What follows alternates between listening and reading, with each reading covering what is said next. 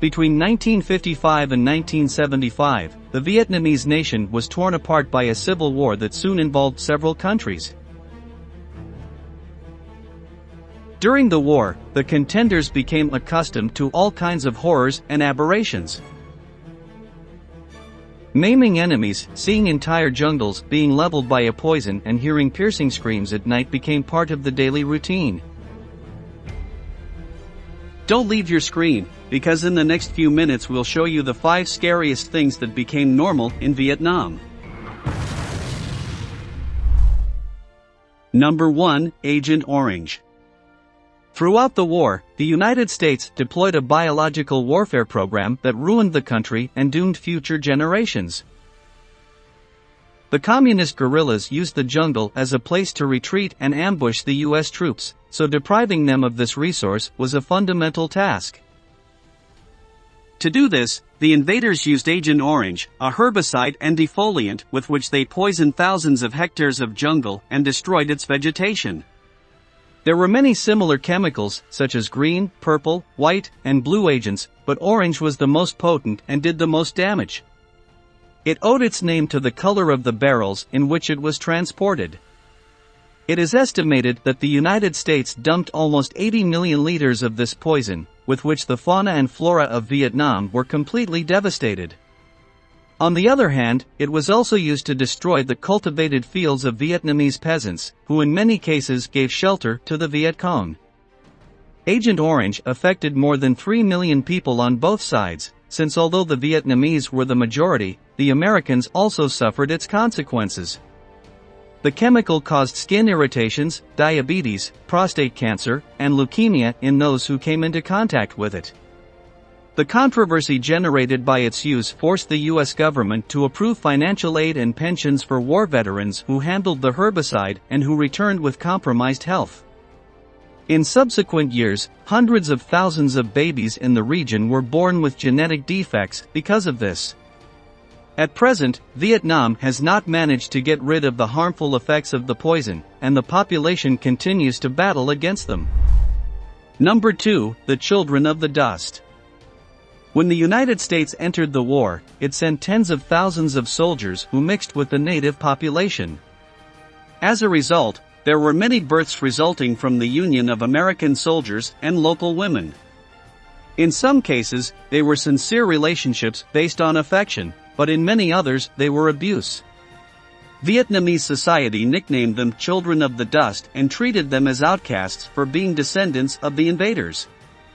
Sometimes, the mothers abandoned them in orphanages, since they did not want to bear the shame of raising them.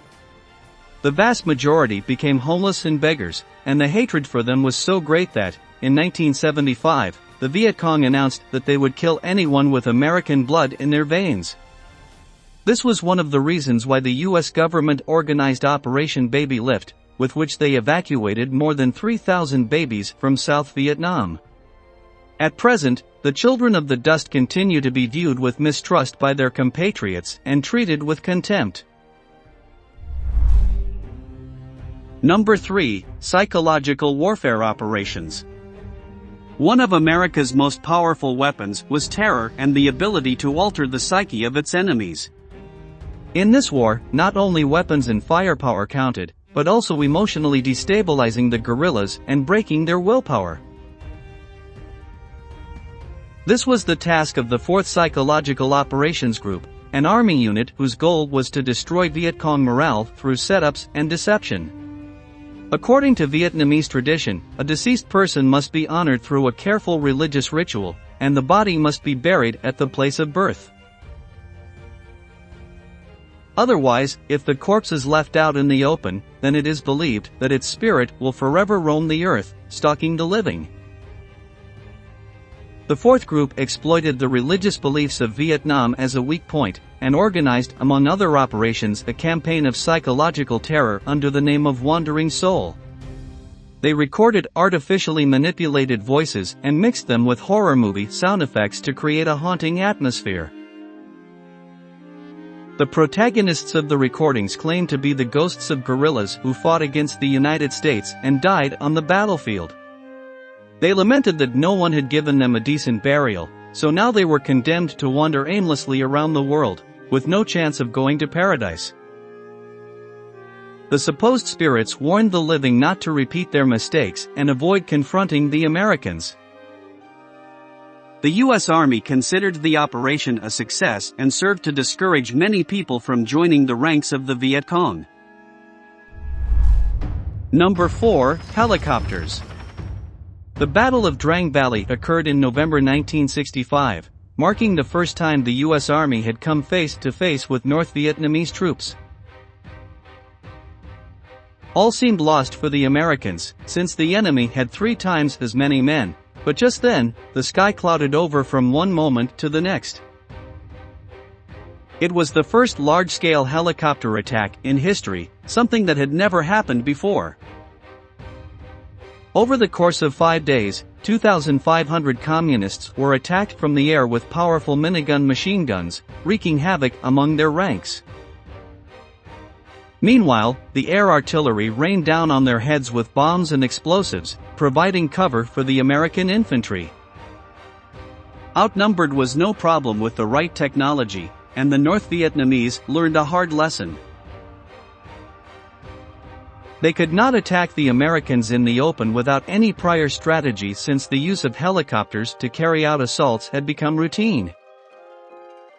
When the battle ended, it became clear that the outcome was catastrophic for the Communists, who lost about 1,700 men, while the Americans suffered just 240 casualties. Number 5. Ear necklaces. Shortly after entering the war, Americans realized that this war would not be like fighting the Nazis. Now they were fighting against an invisible enemy, hidden in the jungle, and that killed them when they least expected it. That is why they decided to fight fire with fire and created the Tiger Force, a small guerrilla unit whose task would be to imitate the methods of the Viet Cong and hunt down the Communists. It began its operations in 1965, but over the months, bloodlust seized its members, who became accustomed to death and murder as a way of life.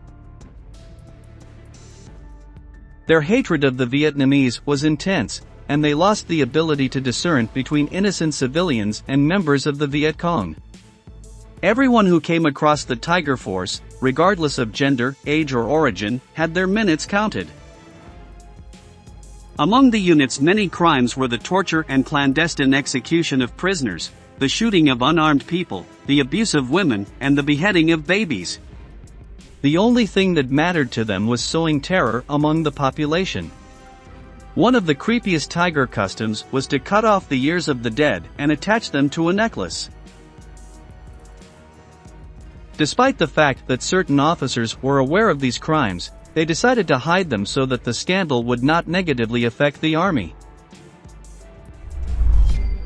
These aberrational facts came to light in 2003, after a journalist investigated a classified military file. It is unknown what the exact number of victims of the Tiger Force was, since they did not even keep count themselves, although it is estimated that hundreds of people suffered at their hands. The Vietnam War was one of the most violent and bloody conflicts in history. Both the guerrillas and American soldiers did not hesitate to engage in the most brutal forms of attack at their disposal. That's why, more than 5 decades after the conflict ended, shocking events from that hellish period continue to come to light. In today's video, we will share another series of situations that were considered normal in the confrontation between the Viet Cong and the American armed forces but are horrifying when viewed from today's perspective. Stay tuned to your screen as we begin with the 5 most shocking and terrible things that happened in Vietnam. The CIA's actions. One of the lesser-known curiosities of the Vietnam War is the secret war carried out by the CIA using the Air America Airlines. In the early 1960s, thousands of Hmong guerrillas were organized, originating from Laos in response to American interests. Their mission was to support the airline's objectives in Vietnam while supposedly remaining neutral during the war. However, during the war, the Hmong guerrillas effectively worked for the United States by achieving military objectives against North Vietnam during the conflict. Under CIA orders, they attacked supply depots, trucks, and coordinated attacks on Viet Cong supply areas, although officially, they still appeared as impartial forces defending the airline. Despite their collaboration, in June 1974, when Air America had to leave Vietnam, the Hmong were left to fend for themselves by the CIA.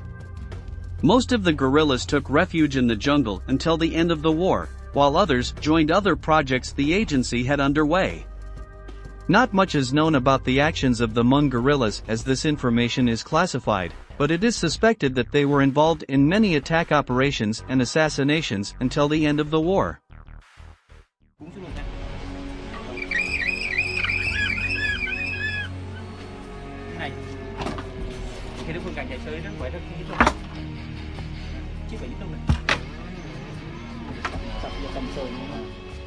Strange payments to spies. What we've just seen are traps set by the Viet Cong to capture American soldiers, but were also used against the Vietnamese by infiltrated spies. As in all wartime conflicts, espionage played an important role in the strategy to win the war. This was one of the most dangerous tasks as there was always the risk of being exposed by someone loyal to the Viet Cong. The consequences ranged from extreme torture to death. However, the most surprising aspect of being a spy during the Vietnam War was not the job itself, but the methods of payment. Many spies were recruited in rural areas where physical money was not commonly used. Therefore, they were initially paid in rice, tools, and medicines that they could use in their villages. When Vietnamese spies began demanding more valuable rewards due to the danger of their tasks, the CIA came up with a rather peculiar solution. They decided to offer spies items from the Sears catalog as payment.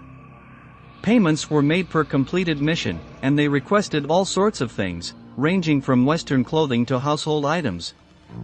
The problem was that it became dangerous to request such unusual items as it revealed which individuals and families had engaged in espionage, leading to their immediate capture and elimination. This practice was cancelled shortly after implementation and was replaced with American currency payments, which were more difficult to trace, although many spies were still discovered and executed as a lesson.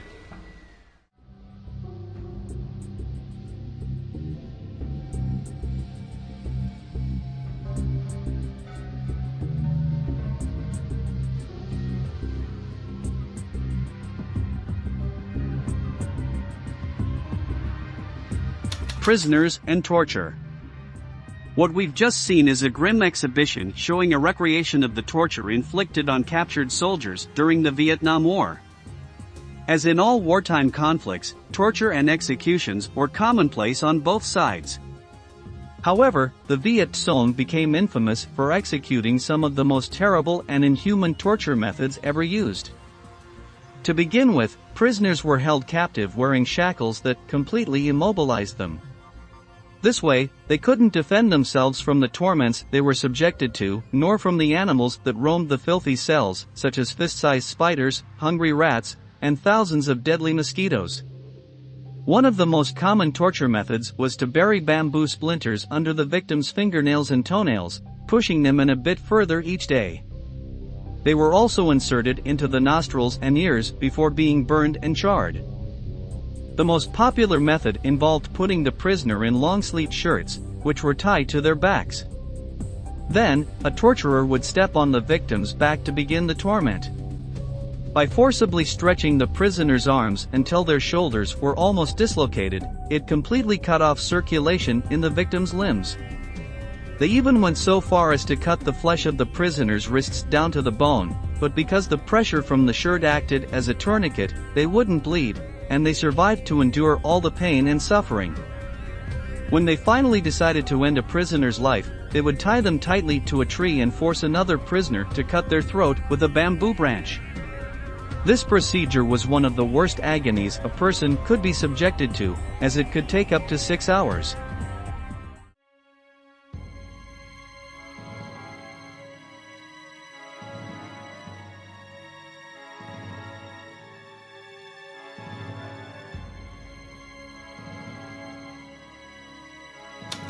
The role of Vietnamese women.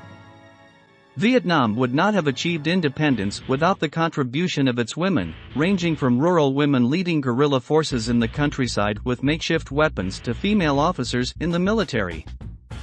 The so-called long-haired army, composed entirely of peasant women, played a crucial role in the Viet Cong's victory. Their weapons consisted of sharpened bamboo sticks and kitchen knives. One tactic used by these female guerrillas was to disguise themselves as street vendors, and when the target approached, they would reveal a deadly stick. This weaponry could be as simple as sharpened wood or even have a knife at the end, like a homemade bayonet with which they attacked their victims' necks. During the Tet Offensive of 1968, the Viet Cong carried out the assault on the U.S. Embassy in Saigon, a famous event that made headlines worldwide. However, no newspaper mentioned that it was a group led by women who carried out the attack. In fact, the leader of this offensive, Le Thi Rieng, was assassinated a few days after the event as a warning by her rivals. There was a significant number of women in the armed forces, many of them in leadership positions. In fact, approximately 40% of regiment commanders in the army were female. While most Vietnamese girls did not work full-time in the military, they collaborated with self-defense units, local militias, and regional guerrillas. They fought when their region was under attack, defending themselves with trenches and traps. I heard this is probably all SIDS and we're getting busted, but I don't care. Shotgun.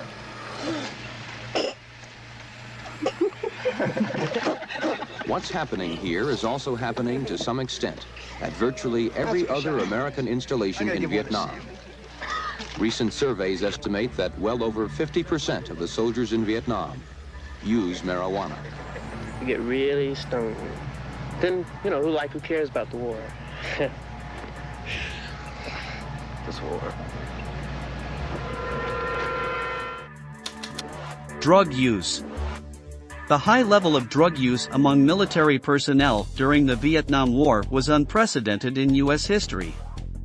LSD, heroin, cocaine, hashish, methamphetamines, and alcohol were all common. These substances were often distributed to soldiers in large quantities to increase their endurance, boost their courage to face extreme situations, or simply to escape from the horrors of war. In general, recruits consumed whatever they could get their hands on, and Vietnam was a drug paradise.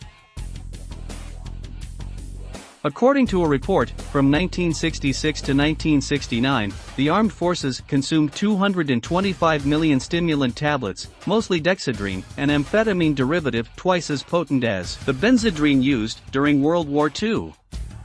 "We had the best amphetamines at our disposal, and they were supplied by the U.S. government," said Elton Mangione, a member of a long-range reconnaissance patrol known as LRP.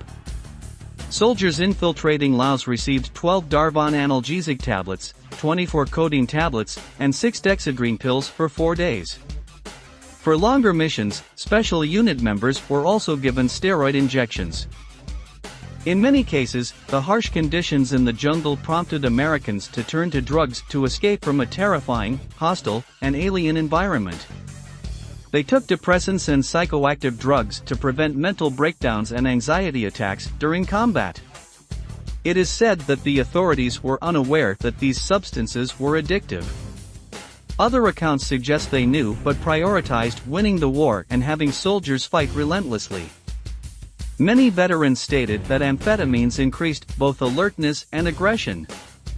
Some were so agitated that they felt capable of shooting children in the streets to relieve themselves, leading to numerous war crimes that horrified the world.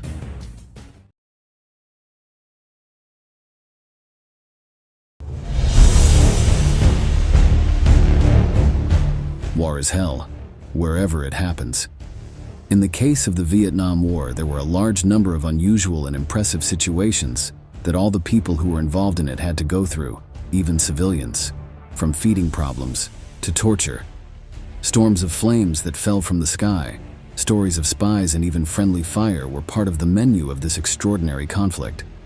In today's video, we are going to share with you some of the most inhumane and tortuous things that happened throughout this armed conflict. Prepare for a trip to the 1960s in one of the most hostile and difficult territories on the planet. Welcome once again to Military History. Operation Vinh Wiretap, secrets intercepted in Vietnam. In times of war tension, no one can feel safe from being intervened by a government agency. All information is valuable, like gold, and sometimes there are no ethical limits to obtaining it. In the midst of the confrontation, the CIA was the protagonist of an intriguing plot known as Operation Vinh Wiretap from December 1972 to May 1973. The plan focused on intercepting North Vietnamese communications, providing crucial military information to the American diplomat Henry Kissinger. Given the intense surveillance on the borderlines, the strategic decision was to intervene in a military multiplex line in the heart of Vietnam, near Vinh. Stealth was essential, and the CIA turned to a modified helicopter called the Silent One. This Hughes 500P, enigmatically black and considered the most soundless in history, became the primary tool for eavesdropping on Viet Cong conversations, planning and decisions to obtain other crucial intelligence. The backdrop of the operation dates back to the Laos Civil War, where the CIA had attempted to install wiretaps on Vietnamese communist lines in 1966, but the locals had resisted the infiltration fiercely. The preparation was meticulous. 2 Hughes OH-6 Cayuse helicopters were transformed into the stealthy 500Ps, and a rigorous training program was put into place. Nationalist Chinese pilots were trained to add a layer of deception and staging in case the mission failed. However, challenges and disagreements led to the exclusion of the Chinese and American pilots were relied upon to carry out the mission. The operation, scheduled for October 1972, was delayed due to technical failures. Finally, on December 6th, the group Quiet One successfully took off. Flying at low altitude and avoiding anti-aircraft positions, the helicopter stealthily approached its target near Vinh. There, Laotian commandos descended, installing wiretaps in the darkness. Despite the setbacks, the operation was a success. From then on, during the peace negotiations in Paris and until May 1973, the wiretap constantly transmitted vital information to the United States. Henry Kissinger considered her a case of excellent intelligence. However, the eavesdropping went silent in May 1973 due to a technical failure in the spy devices. Attempts to replace the damaged part failed, and the mission came to an end. After hearing this, you must be thinking the following. In the middle of war, there is not a moment to relax. Something is always happening. And it's true, the soldiers couldn't even eat their food rations in peace. Let's move on to the next curiosity. Searat, poorly fed militias. It was to be expected that there would not be a chef from a luxury hotel in the middle of a military camp in the middle of the jungle in Saigon or Laos. However, the alternative available to the US military was too rudimentary. The infamous sea rations, known among soldiers as Searat, were the only sustenance they had packaged, was the little they had during jungle patrols, upriver crossings, and in remote outposts in the middle of nowhere. They could choose between the 12 options offered by the Searats and received a random dish. Each kit came with a unique mix of canned meat, fruit or cake, crackers, and spread in its packaging. Let's see an example of one of these original packs.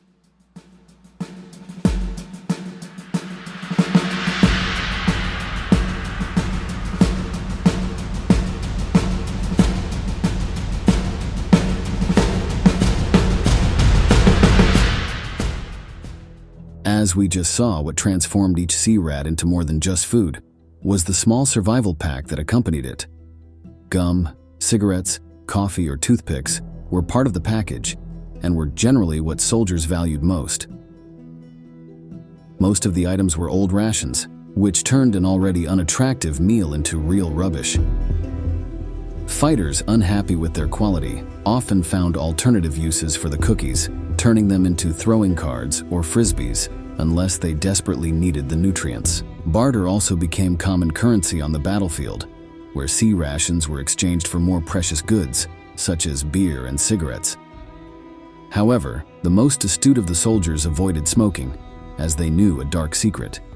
Smoking during night patrols could be a death sentence.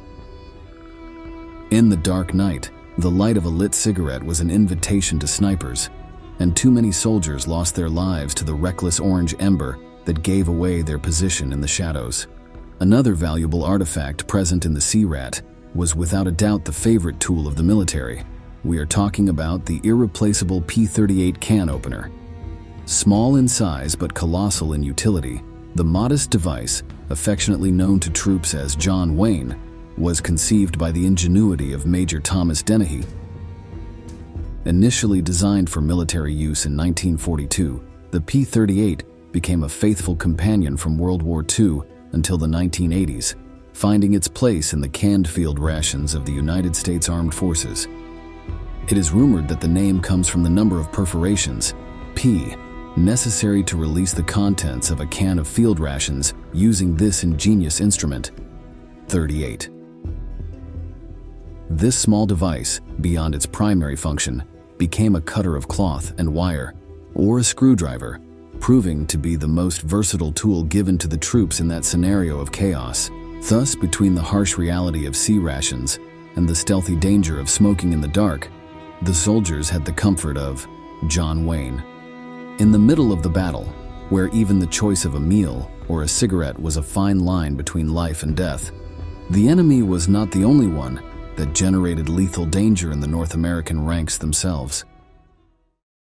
Fragmentation, fragged for friends.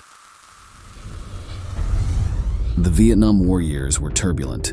The feeling of patriotism and duty with which the conflict was faced was in crisis.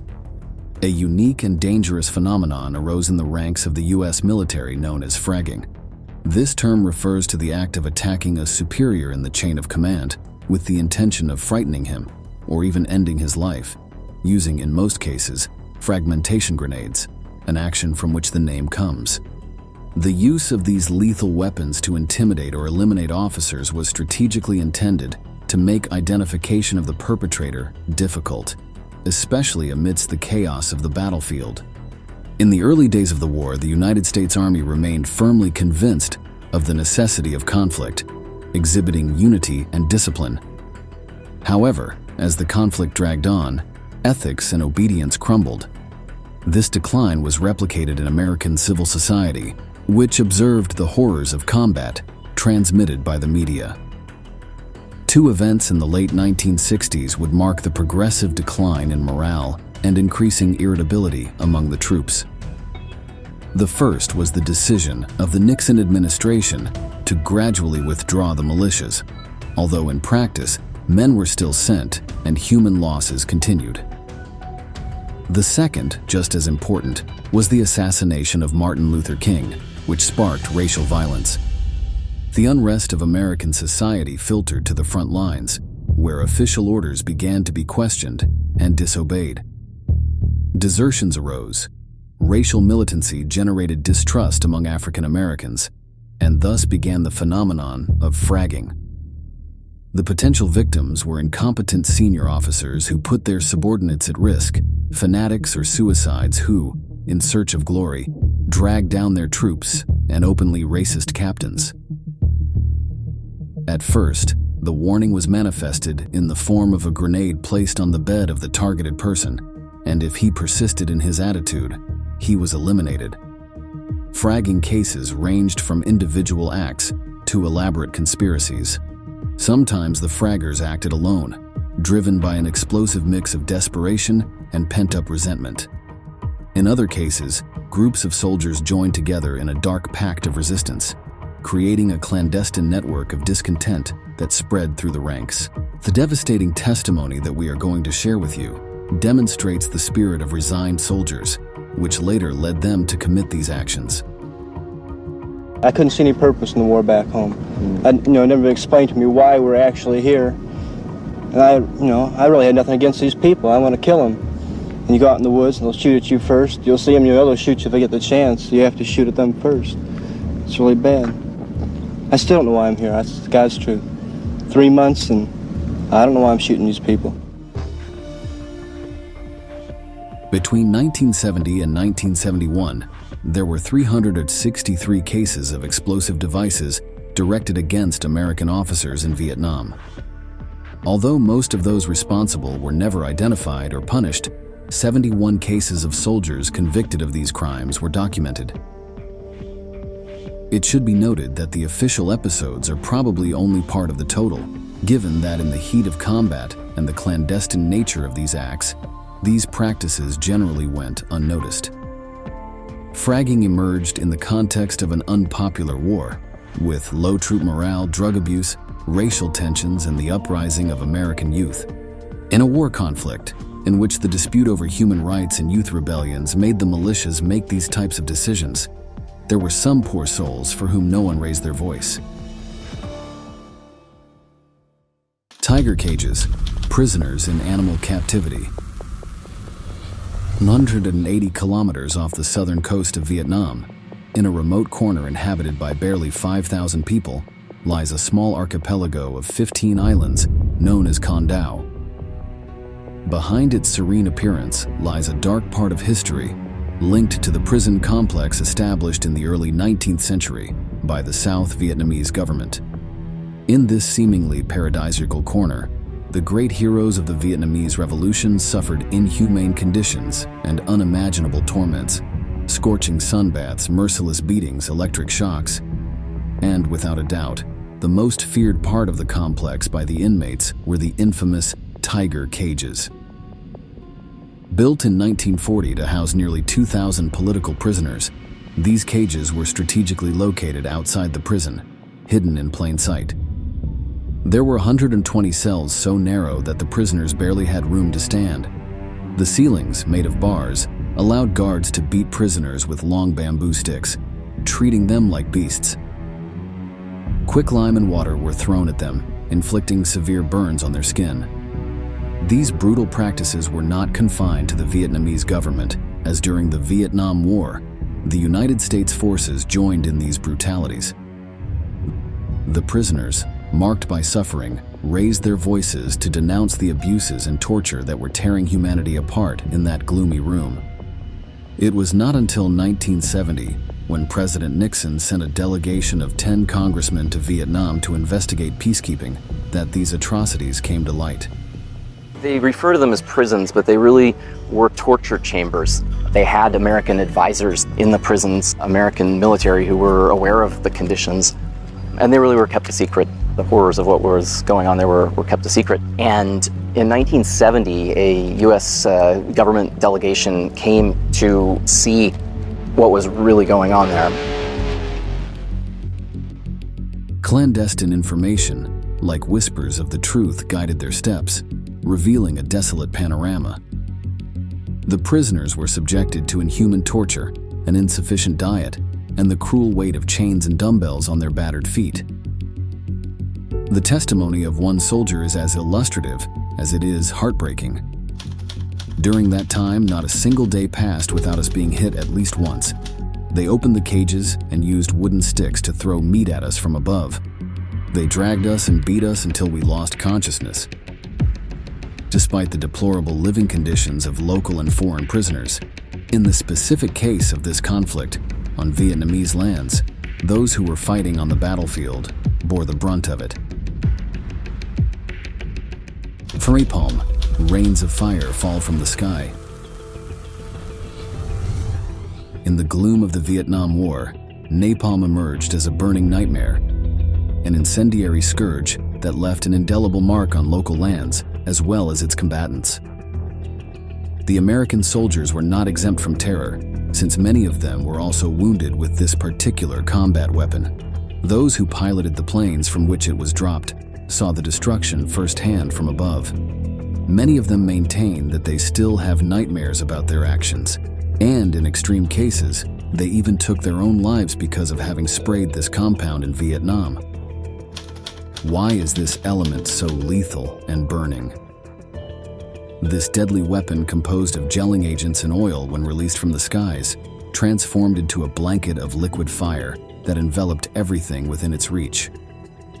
Without mercy or discernment, this chemical became the merciless executioner of those who found themselves in his path, whether they were Viet Cong soldiers, civilians, or even fellow Americans. The consequences for the enemy were catastrophic and chilling. Vietnamese civilians saw the napalm bombs hit the ground or the trees of the jungle and discovered the infernal spectacle. A maelstrom of flames that consumed bodies, homes, and crops alike. The burning temperatures and persistent adhesion of the incendiary gel turned those trapped in this hell into victims of indescribable torment. This viscous and easily manufactured gasoline is a lethal substance and much more than a simple fuel. It is the result of the addition of a thickener obtained from a mixture of aluminum salts and organic acids, including naphthenic and palmitic acids. The particularity of the mixture, highly flammable, burns persistently and adheres tenaciously to any surface, even in vertical positions when it defies gravity, making putting out its fires extremely complicated. The way in which its burning potential was deployed was through aerial bombs and incendiary cartridges. Direct contact with the human body caused severe burns, often leading to death due to the unbearable pain. The physical consequences were horrific. The skin melted, the lungs felt a burning sensation of suffocation with toxic smoke, and life vanished in the middle of a Dantesque spectacle. But the scars went beyond what was visible. Fear gripped the minds of those who witnessed the fury of napalm, sowing anguish that would last long after the flames were extinguished. In cases of chemical weapons, and in particular gases, it is impossible not to mention Zyklon B, one of the most sinister components, used in one of the darkest moments in the history of the 20th century. Unlike napalm, which burns with unbridled ferocity, Zyklon B was a deadly gaseous compound used during the Holocaust. Conceived to exterminate, it was released into gas chambers to annihilate millions of innocents, mostly Jews. Two advances in science turned into horrors, two forms of devastation, each one inscribed in the collective memory as a synonym for indescribable and inhuman suffering. Napalm was this hideous jellied gas, burning at 2,000 degrees Fahrenheit. It didn't just kill you, it tortured you. It has a complete reference to Zyklon B, the gas they use in the concentration camps. It felt like chemical warfare at its worst. The military strategies, with napalm in their arsenal, sought to annihilate the morale and resistance of the enemy. By unleashing this infernal fire on villages and battlefields, they intended to break not only the bodies, but also the spirits of those who fought against them. The tactic mainly sought victory in territorial terms, but also sought a psychological victory that would leave indelible scars on the enemy. These weakening strategies came directly from the North American intelligence agencies, commanded by Henry Kissinger.